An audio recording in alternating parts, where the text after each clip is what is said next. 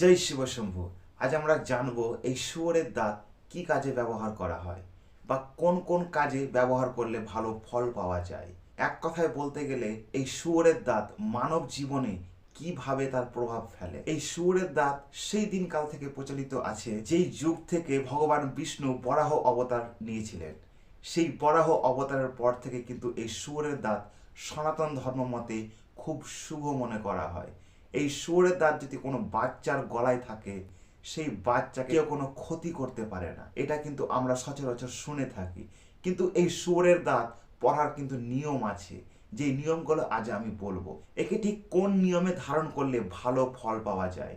এই শুয়োরের দাঁত কিন্তু যারা কালা জাদু করে থাকে, তারা কিন্তু অন্যের খারাপ করা বা কাউকে বশ করার জন্য খুব চমৎকারভাবে কিন্তু কাজ করে। তো এই শুয়োরের দাঁত আমি সেই সব মানুষকে ধারণ করতে বলবো যারা অসফলতা, কোনো কাজে ঠাঁই পায় না বা মন চঞ্চল, স্থির থাকে না। এই শুয়োরের দাঁত তারা যদি ব্যবহার করে, তারা কিন্তু জীবনে অনেক কিছু করতে পারে।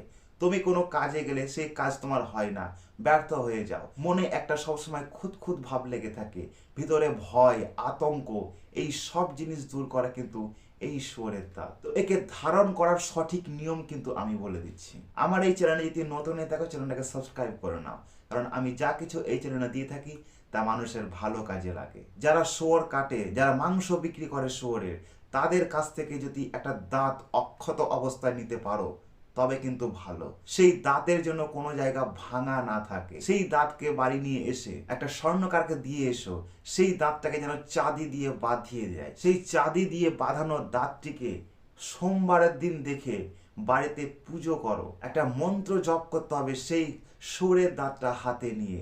সেই মন্ত্রটাও আমি বলে দিচ্ছি। সেই মন্ত্রটা হচ্ছে ওম ভগবতে বাসুদেবায় নমঃ। ওম ভগবতে বাসুদেবায় নমঃ।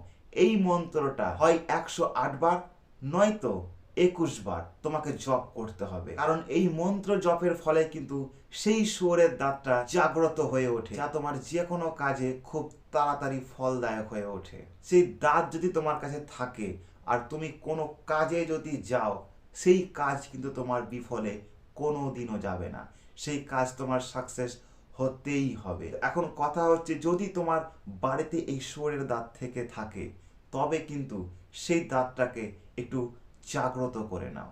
আমি যে মন্ত্রটা বললাম, সেই মন্ত্রটা দিয়ে 108 বার হোক বা 21 বার হোক, এই মন্ত্র দিয়ে জাগিয়ে নাও। কারণ জাগিয়ে নিতে পারলে এই দাঁতের কিন্তু অনেক কাজ, যাতে তোমার জীবন আরো সুখের হয়ে উঠবে। আর যদি মনে কোনো প্রশ্ন থাকে, কমেন্ট বক্সে লিখে যাও, এর উত্তর আমি অবশ্যই দিয়ে যাব। দেখা হচ্ছে পরের ভিডিওতে। জয় শিব শম্ভু।